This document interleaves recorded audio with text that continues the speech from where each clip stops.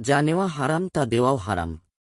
ফিকহের একটি গুরুত্বপূর্ণ কায়দা বা নীতি হল কোনো অন্যায় কাজ বা লেনদেন যদি একজনের জন্য নিষিদ্ধ হয়, তবে অপর পক্ষের জন্যও তা নিষিদ্ধ।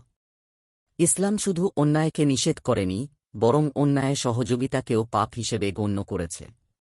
আল্লাহ তাআলা বলেন, তোমরা পাপ ও সীমা লঙ্ঘনের কাজে একে অপরকে সহায়তা করো না, আল্লাহকে ভয় করো, নিশ্চয়ই আল্লাহ কঠোর শাস্তিদাতা।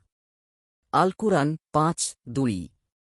যেমন সুদ নেওয়া যেমন হারাম, তেমনি সুদ দেওয়াও হারাম। রাসূলুল্লাহ সাল্লাল্লাহু আলাইহি ওয়াসাল্লাম সুদখোর, সুদদাতা, সুদলিপিকার ও সাক্ষীদের ওপর অভিশাপ দিয়েছেন এবং বলেছেন, এরা সবাই সমান।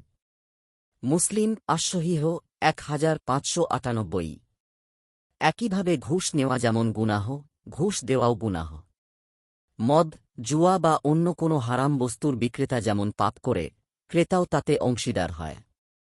ইসলাম চায় এমন এক অর্থনীতি ও সমাজ যেখানে ন্যায়, সততা ও হালাল উপার্জন প্রতিষ্ঠিত হয়।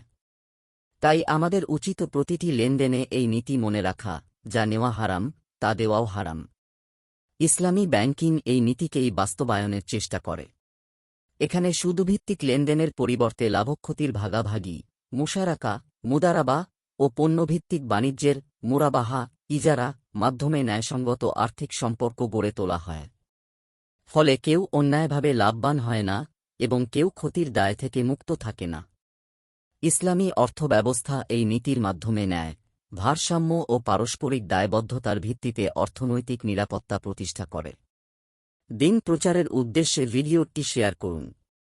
লাইক, কমেন্ট, ফলো এবং চ্যানেলটি সাবস্ক্রাইব করে পাশে থাকবেন। মহান আল্লাহ আপনাকে উত্তম যা দান করুক। আমিন।